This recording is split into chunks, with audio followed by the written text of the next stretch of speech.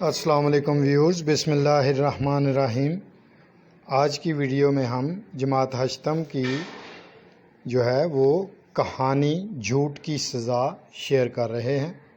تو ویڈیو شروع کرنے سے پہلے آپ سب سے ریکویسٹ ہے کہ جن طلبہ نے چینل کو سبسکرائب نہیں کیا تو یاد سے چینل کو سبسکرائب کر لیں تاکہ ہر نئی آنے والی ویڈیو جو ہے اس کا نوٹیفیکیشن بآسانی آپ تک پہنچ سکے۔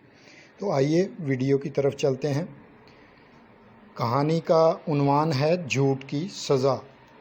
ایک دفعہ کا ذکر ہے کہ کسی جنگل میں ایک گڈریا بکریاں چرایا کرتا تھا۔ وہ روز صبح سویرے گاؤں سے بکریاں لے کر جنگل میں چلا جاتا اور شام کو بکریاں چرا کر واپس لے آتا۔ ایک روز اس کو یوں ہی شرارت سوجھی۔ وہ مستی میں آ کر چلانے لگا، شیر آیا، شیر آیا، میری مدد کے لیے دوڑو۔ اس کی آواز سنتے ہی قریب کے گاؤں کے تمام لوگ ڈنڈے اور لاٹھیاں لے کر اس کی مدد کے لیے دوڑے۔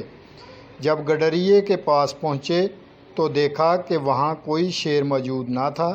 گڈریا ان کو دیکھ کر مسکرایا اور کہنے لگا کہ میں نے تو تم لوگوں سے صرف مذاق کیا تھا، شیر کے لیے تو میں اکیلا ہی کافی ہوں۔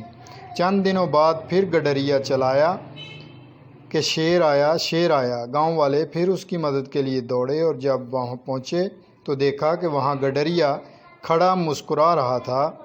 ایک روز خدا کا کرنا ایسا ہوا کہ وہاں سچ مچ شیر آیا۔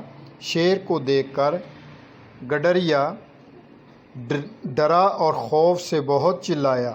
گاؤں والوں نے اسے مذاق سمجھا اور کوئی بھی اس کی مدد کے لیے نہ پہنچا۔ شیر نے بکریوں کے ساتھ ساتھ گڈریے کو بھی چیر پھاڑ ڈالا۔ شام ہوئی تو گاؤں والے پریشان ہوئے کہ گڈریا ابھی تک بکریاں لے کر واپس نہیں آیا۔ جب اسے تلاش کرتے کرتے جنگل میں پہنچے تو دیکھا کہ بکریاں اور گڈریا سب ہلاک ہوئے پڑے ہیں۔ گڈریے کو اپنے جھوٹ کی سزا مل گئی۔ نتیجہ اخلاقی سبق: جھوٹ کا انجام برا ہوتا ہے۔ تو بہت ہی سبق آموز کہانی ہے یہ، لہٰذا اس سے ہمیں سبق ملتا ہے کہ ہمیں کبھی بھی مذاق میں بھی جھوٹ نہیں بولنا چاہیے، کیونکہ یہ ایک بری عادت ہے اور اس کو اپنانا اچھی بات نہیں۔ اپنا خیال رکھیے گا، انشاءاللہ نیکسٹ ویڈیو میں ملتے ہیں۔ اللہ حافظ۔